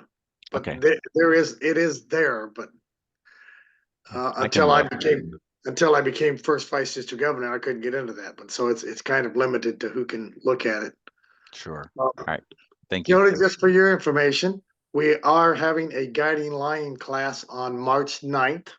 Awesome. In New Berlin. If you have anybody who needs guiding lion certification, let me know and give me their email and I'll let them know. Awesome.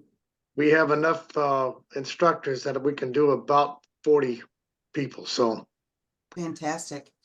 That's another piece, you know, getting people to take the Certified Guiding Lion course, either online or do a face-to-face or because you can do it yourself. They start to understand what goes on beyond the club is helpful.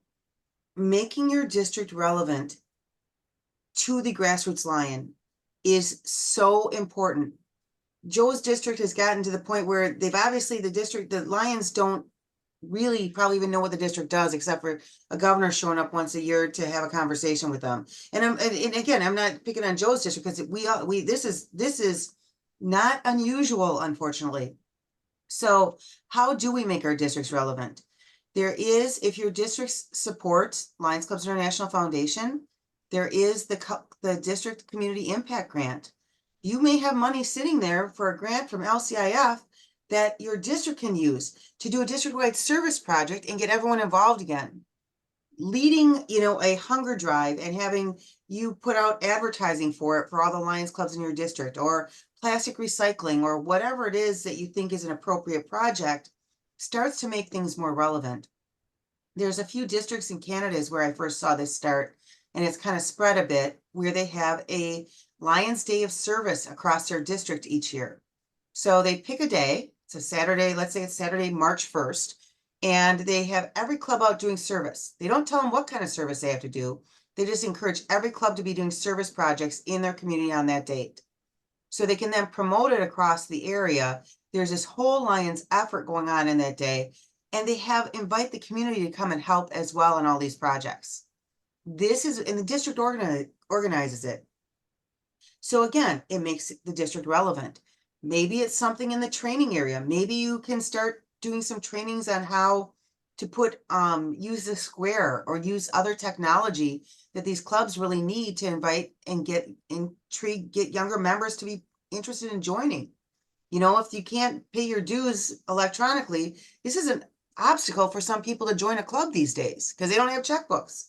So maybe that's how you begin to make your district relevant, is by putting some training sessions together that are relevant to meet a need of your members. It's a key question for all of us to ask. Even the districts that aren't struggling with their pipeline right now, that can blow up just like that. So you have to stay on it, realizing and understanding and figuring out what it takes to make your district relevant. Because if the grassroots Lions in your district do not know what it is your district does, they don't understand why there's a district. They don't understand. And I used to say the schmuck that showed up once a year and could barely put a sentence together. I've stopped saying that, but for the most part. But seriously, there's the guy that shows up once a year for a special dinner, and that's it. And they got some silly jacket on because it's usually not. Anyways, Jody's getting on her soapbox here a bit, but the bottom line is if that's all the Lions know about your district and what the district is, you're not going to get anyone to step up. So you have, and if it happens for multiple years and multiple years and multiple years, you get into a very serious situation.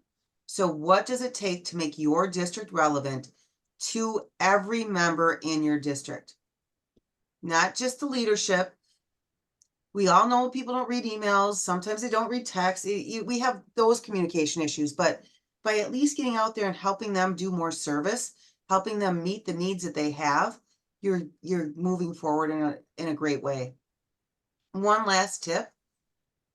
If you don't know what's going on in your district, we have, in the way we bring governors in these days, because we have had such a challenge, not every governor has been in a Lion that long or worked that much beyond their club level to really understand their district structure. What's wrong with sending a survey out to your clubs and to the club officers, the presidents, whomever, secretaries, asking, what can the district do for you? Because really, isn't that our job as district, is to serve the needs of our and help our clubs and members serve more? So by doing that survey and getting that information back in, it will help you better understand what's going on in your district and for your team to be able to plan the service that you're going to do and provide in the next year for them or more. Whether it's a training on how to take electronic payments, maybe it is a district-wide service project, whatever it might be. These are all things. Once you get me started, you get the full thing, guys. You're welcome. I just finished that with my district. I just finished a questionnaire. It went out in the group email this morning for Awesome. every member in my district, so we can find out what we're doing wrong, what they'd like to see, what changes they'd like to see, and I want to hear their voice. We can't fix it if we don't have their voice and we don't know what they want. Lana, that's fantastic. What tool are you, how did you send it out? Are you using an online? Yeah, I created a fillable form on Word and then transferred it into a PDF so they can just fill it out and anonymously email it back. Right back. I don't want any names on it. I just want their opinions. That way they're free to say whatever they need to say without a name being attached. Awesome. I could also suggest, how many of you are familiar with Google Forms? And I know there's a version of Forms in Teams as well, for those of you who are Microsoft people. But a Google Form is a very simple thing to set up. I'm trying to pull one up here for you quick. Very quick and simple to set up. And it allows it to bring all the information together and so you can do some analysis out of a spreadsheet. So you don't have to do the data entry. Oh, for goodness sakes, Jody.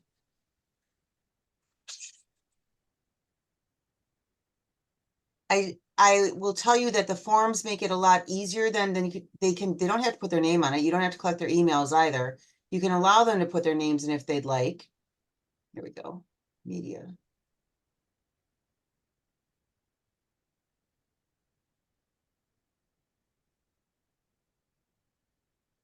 It takes very little time to set up. Has anyone else used Google Forms for anything?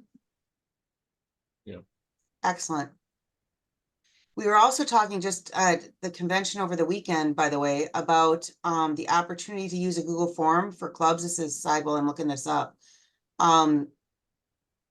Use a Google form to capture Lions service. Create a Google form where your members can report their service every month. And then you can roll it up for the secretary to be able to do the service reporting. And to make sure then that you also include the time it takes for people to plan whatever the service is that they're working on. Here we go. Sorry, I got about 50 layers to get through to get to what I was looking for here. So this is a simple Google form that I use for some of our Alliance virtual work with Vice President AP's lead to serve to lead academy. I mean, you can ask for an email, don't have to. Their name, this case, this is global, so multiple district. And then any questions you might want to put in here. Questions can be anything from multiple choice to a paragraph, short answer. You can use check boxes, drop downs. You can let them upload files if you want to. You can have grids, the whole thing. So it's a very flexible format if you're trying to get information from your members. And then when it's done, what happens is, this is the form, here's the spreadsheet that comes then. And so I can sort by district, I can sort by any of the items that I have in there and be able to run any numbers or whatever it might be. So if you'd like, we can take a look at the Google form. We can do a separate session, or we can talk at a later date, or if you'd like some support. But I know, again, that Teams, the Microsoft world, has a similar type of drag or simple to use form like that, but it's become very handy to use for some of these types of things, and it doesn't cost anything.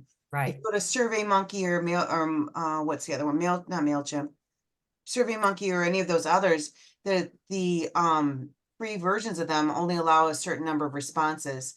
Right. And once you hit them, then if you're not gonna, it's gonna turn people off if they try to do that. So something like a Google form will help you gather that information, hopefully.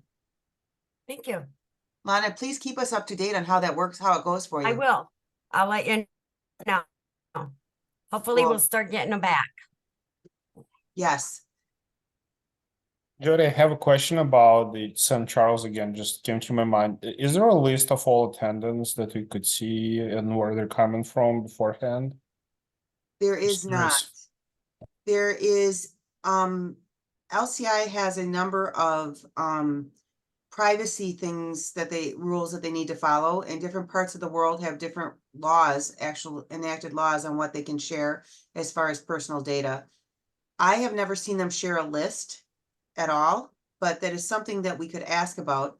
There are people that are coming from every part of the globe. If there's a specific part of the world you're interested in, Slava, I might know people there, but that we could see if you'd like to know. But just in general, there's really not.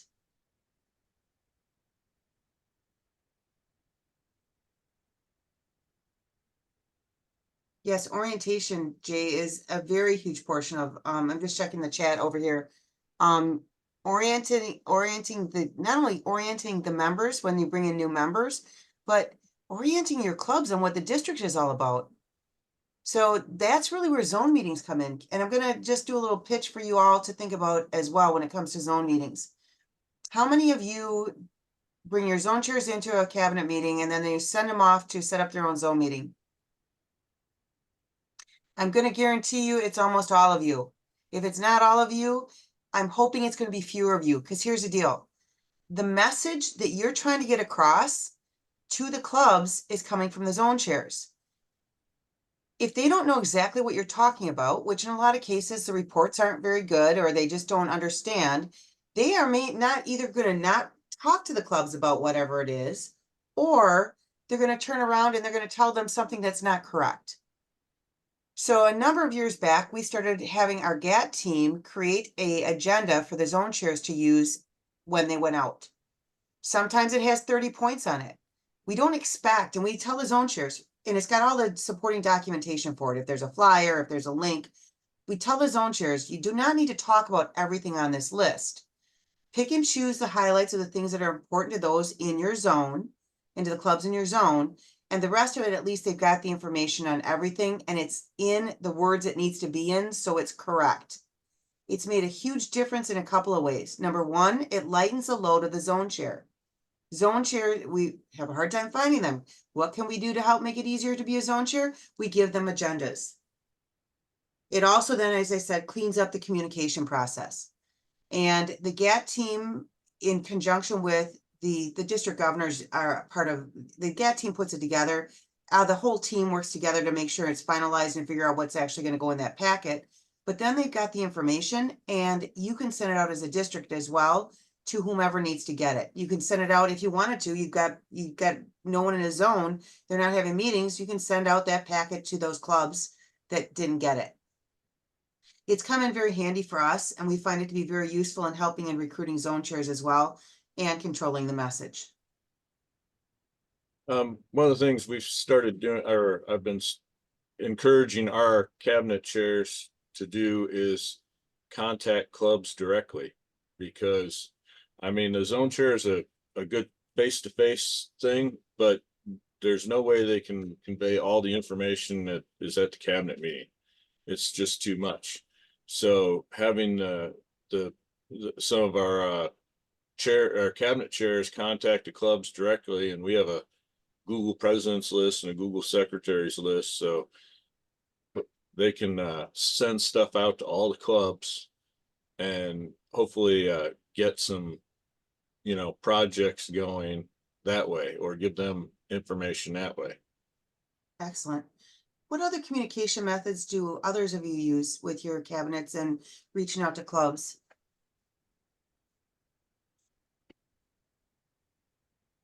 Well, our district requires the vice district governors to go to half of the clubs in our district, which comes out to roughly 26. And we try to make every club meeting we can. And we're also required to go to all the zone meetings. We allow our zone chairs to make their own time up and to make their own agenda up. But we give them a critique afterwards so that they understand what they need to do and how they need to do it. We don't do that obviously in public so that they aren't embarrassed, but we use that as a training opportunity. I'm very big on training. Thanks to Jody. But I found that that's the best way to bring the people out and have them start serving. I've just started putting my cabinet together, and I've already had 6 fairly new Lions ask me if what it would take for them to become a zone chair. That's So awesome. we're getting there. In fact, I had one zone chair ask me if he could be a zone chair in another zone because he wanted to see how that one worked. That's fantastic. So you have to put some effort into it. And I realize that in my district, it's probably a little easier than in some others. But, it's things that we've been working on for years. It's something that each district governor of our district is taken aside and given a long list of things to think about and to remember while they're working out on the district. We have several past district governors that are very very forward thinking, and they're great Lions. They like to teach. They like to, and Lion Jody knows who I'm talking about. We have several of them though that are stepping up. They like to do the work and help out. And like I tell all of the people that in my district, if you have a question, ask it. We can't help if you don't ask. It's a very good So, point. I want to go back to something James dropped into the chat and in case you didn't see it. And it goes back to filling your cabinets, which is a key job for you all right now, or soon will be, or should be. And that is to advertise your cabinet positions. And James has put in there to your clubs. I would say if you can do it to every member, send an email to every member and let them know what the roles are. Are you interested in diabetes? How about you help excite others and help others do diabetes projects? You know, I did this when I was a first vice district governor, when I was getting ready for governor. I had 2 people volunteer that had never been on the cabinet before. One of them volunteered for Constitution and bylaws. I almost fell off my chair when I got that email. I'm like, who the heck volunteers for, first of all, that's not my gig, but I'm like, who the heck is gonna jump out of the woodwork, not even been involved in the cabinet and want to do it? It was just one of those things. And it's like, this is a person I didn't even know and came onto the cabinet and did a wonderful job. So, you know, you don't know everyone in your district. There may be people that are willing to serve if you tell them what it is. So if you step up and so there's a diabetes committee and that means you meet quarterly and this is what this committee does. You know, give them a little idea of what the committee does and what the time commitment is. And you may find some new people that have never even been, just uncover someone who's never ever been asked. I have a question. Does anybody have a Leo on the district cabinet? Oh, that's a great question. Does anybody have a Leo on their district cabinet? No. I actually have 2 Leo people on my cabinet. One is for starting Leo clubs, and the other one is to help guide the advisors of the Leo clubs. I think Slav is asking about an actual Leo being invited to be on the cabinets. We are working on a training program so that they can actually understand what we're doing. We don't want to bring them in and have them overwhelmed by the stuff that we do. I feel it's very important that we take tiny steps to do this. This was my idea 3 years ago. Hopefully we'll be able to do it next year. Working on it though. I really think you need to make sure that they understand what's going on before they step into that position. Because they're gonna be the liaison, so you wanna make sure that they're ready for it. Well, we Fine. do have actually a Leo on the cabinet, and I'm thinking about my term, and I just want to see what everybody else is doing. Isn't that LCI recommendation now to have an Yes. actual Leo? It is. How do they suggest, and maybe we can talk about it in St. Charles, how do they suggest handle potential liability with having a minor in the district cabinet? I actually have never had that question before. I believe they're covered in any way, shape, the same way as we are with as a lion and a Leo. I think the biggest concern or consideration, especially here in Wisconsin, I'm not going to speak for any of the others districts, but in Wisconsin is if you have a Leo involved or a minor involved, there shouldn't be any alcohol being Right. served. Our attendance probably going to drop in half if we stop serving alcohol in our district meetings. So there's a number of considerations on how to go about that. And I think it's important that you as a cabinet and then the leadership team decide what's important and decide how best to move forward. The fact that you have a district Leo cabinet is phenomenal. Does anyone else have a district Leo cabinet? The way to grow, well, we can talk about that in a different time because it's a great opportunity. Also using the Leo Lion program to allow a younger group to run their own club and from the ages of 18 to 35 so that they aren't dealing with some of the anti-change humans that are other Lion members in existing clubs. And they don't get squashed as easily, but we can talk about that at a different time. But I think, Slava, that if you can figure it out, I think it's fantastic because having that voice of a younger human who is volunteer minded is really important in moving forward. LCI first brought them on when Gudrun Yngvedottir was president 4 or 5 years ago now. And they have 2 Leo representatives on the international board now. that are active members of the board and helping provide insight of what the world looks like from their perspective, as opposed to the perspective of us that are older. And it's been very valuable to the board. For those of you that have been to the USA Canada Forum, the one in Calgary was awesome for the number of Leos that they had at that forum, and they were just running everywhere and doing, running the ship store, running the store, and all these different kind of things. It was really awesome. They do, speaking of the forum, there is in the US, there's a US Canada Leo forum that happens every year. It's usually in early August. It was just in Rockford actually this last summer. Yes, it And was. it moves around, it moves around. If you have Leos, watching out for that information and sharing that with them, it's an awesome experience for them, just like the USA Canada Forum is for the Lions, and a really great opportunity for them.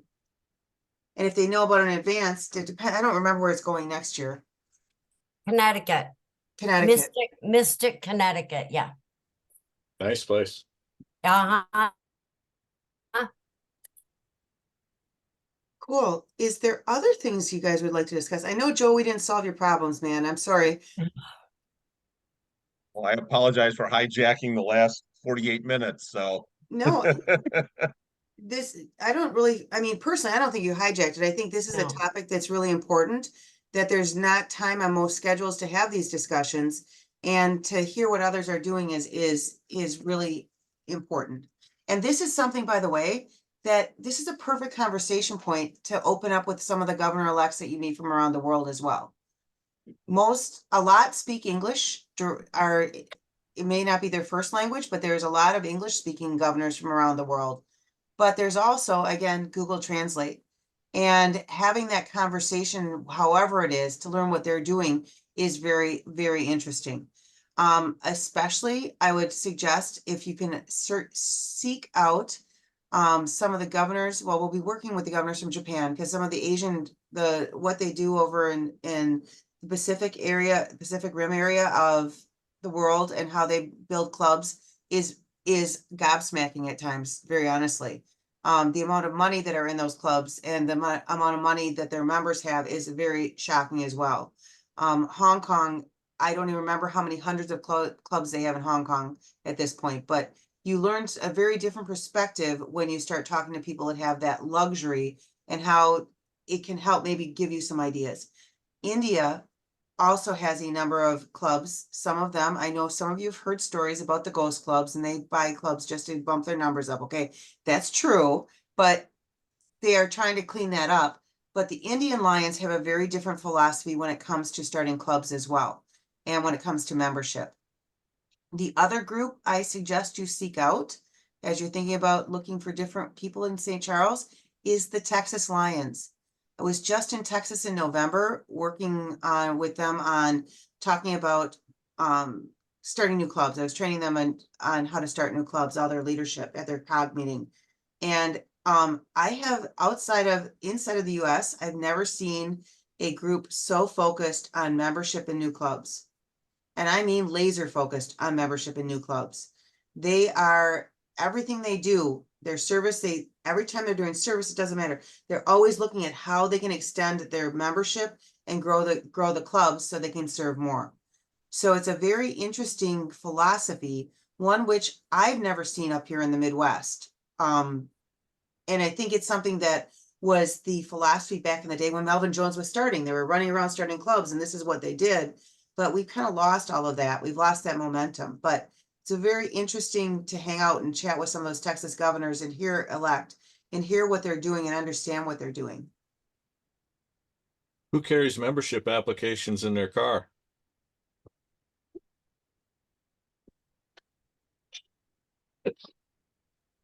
I get most of my new members at the bar. That's where people talk these days. That's that third space where, you got homework, and then where else? It's this social outing. You're talking to people, We went to a meeting the other night, and the meeting in another town, and my husband and I were coming back, we're driving through a really small town. I told him, I said, I think the population was like 500 or something. And we passed by a bar that was packed, and I said, "Stop! We'll go recruit a whole bunch of people, and make them a whole new Lions club." Because he says, "Are they a club?" I said, "Nope, not that town." Because as we went through towns, I'm like, "That's a club. That's a club. That's a club." I was like, that's the place. You're right. That's James is absolutely right.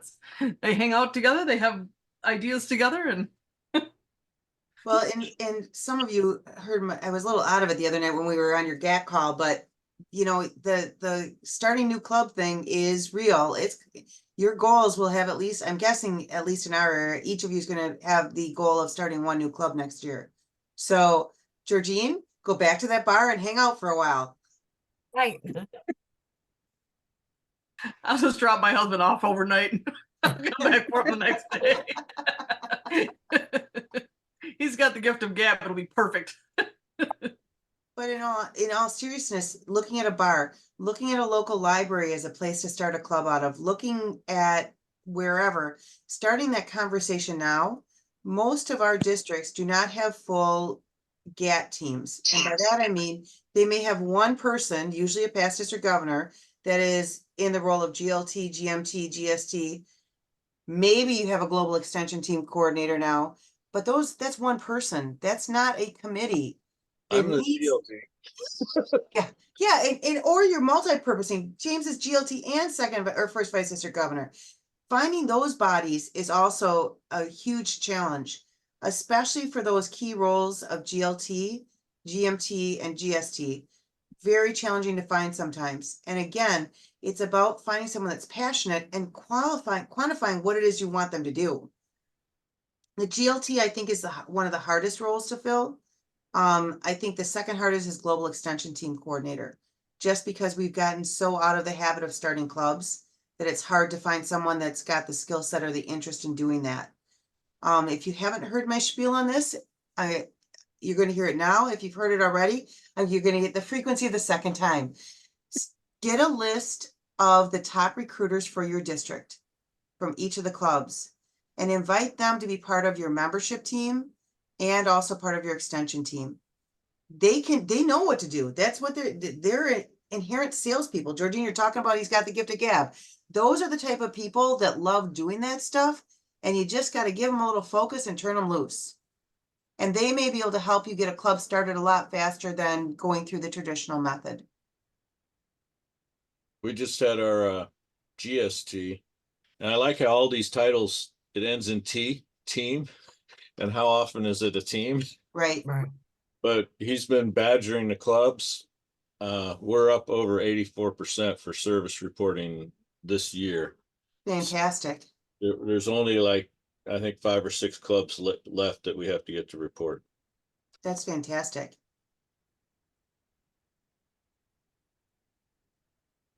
Reporting is huge. LCI obviously needs the numbers to build partnerships and things that they do and get other support. But where it really is important is at the club level.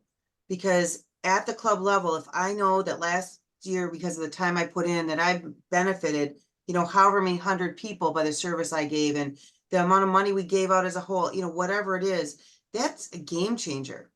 And that changes the way people look at being a Lion. If they're thinking about leaving and then they start to realize that their impact, it can change their mind. They still may leave that club and move on to another one, but at least we still retain them.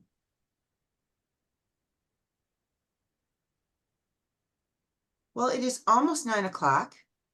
If there is nothing else, we do not have anything, we don't have any more meetings until we see each other in St. Charles, which is going to be awesome. It is a really, really awesome experience. I am working with a number of other group leaders. I think we're going to have a big group session so you get to meet more people from around the world like we did in November with our European friends. But we're going to invite some other people in from other parts of the world to do another session like that with a larger group for probably March or April. We're still working on dates for that. So I'll let you know about that as soon as possible. There, I believe, will be another round of assignments coming out from the Lions Learning Center this spring. I don't have any details on that yet. It will definitely be after St. Charles.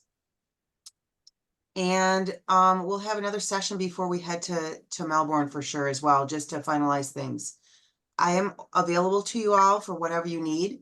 I will give you a fair warning that the next 2 weeks are a little crazy for me. I'm leaving on Tuesday to shoot the telethon with Vice President Fabricio, then directly for Louisiana to start 4 clubs in a district that hasn't started a new club in over a decade. So, and to Wow. do an RLLI. So it should be a great experience. And I will be happy to share any of those success stories and what they do with all of you if you would like to learn more about that. So yeah. Oh, and the last piece I should fair warn you about, as you're recruiting and you got your second vice district governors coming up after your election, LCI is in the process of updating and changing the curriculum for both second vice district governor and first vice district governor training.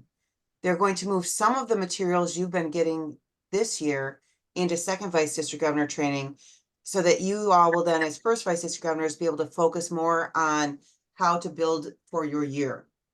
So I don't know what it looks like yet. I know I just completed a survey just before Christmas that they needed. So I know that they're deep in the middle of it right now. And I'm guessing it's going to roll out this next year. So trainings will look different. I can tell you that they will still be going to the Q Center. The LCI signed a contract with the Q Center through, I think we're on year 2 of a 5-year contract. So they will still be going to the Q Center as first vice district governor elects, but the training is changing. They will get more training as second vice district governors than they have and should help give more time to prepare for their role as governors and not cram it all into such a small window. So as you're looking for your seconds, you can let them know that. Jody, I have a question Sure. regarding the Q Center. Are we allowed in the evening after the sessions to like leave and like explore or do things? Yeah. Or kind of stuck on site? You can do whatever, as long as you attend the sessions, you are allowed to leave. Okay. St. Charles is a cute little town. It's not that small either. It's a cute town. And there's a lot of stuff in that area. It's about 45 minutes to the city, half hour.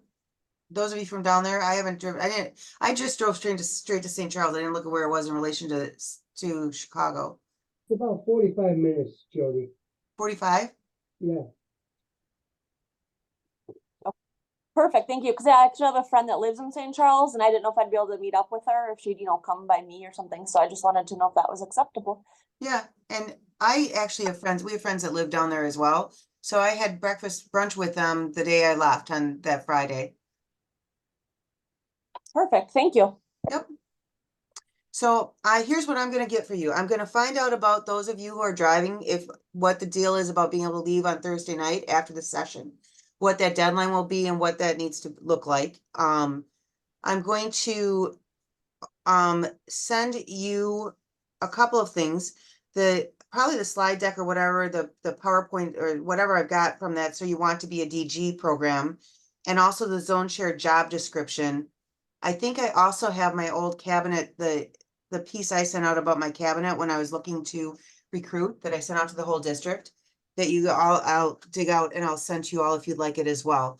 Use it, ignore it, throw it out, delete it, whatever. But if any of you have other materials like that, like James has got his cabinet list or cabinet position PDF, this is great at things to share with one another so we don't have to reinvent the wheel all the time.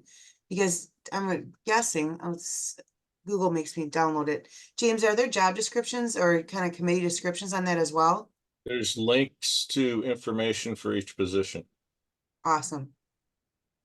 And a lot of it links to LCI and, zone chair. There's a whole page for zone chair on LCI. So it'll take you right there and give you all that kind of information.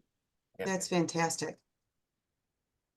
Excellent. Well, if there's nothing else, thank you all for hanging out. I will have that email off to you very quickly before I leave for Delaware. And I'm just downloading James's piece here. If there's questions, if you need anything, please let me know. It might take me a little longer to get back to you based on the fact that I'm going to be traveling and schedule is not all my own at this point the next couple weeks. But Wisconsin governors, I'll see you online on Saturday morning, governors-elect, for the council meeting, and you'll be hearing from Vice President Fabricio. So I'll see you guys for that, and we'll go from there. Cool. Thank you, everyone. Please let me know if you need anything, and we'll see you in St. Charles. Thank you, Jody. Okay, and Thank you, Jody. See y'all guys later, bye. See ya.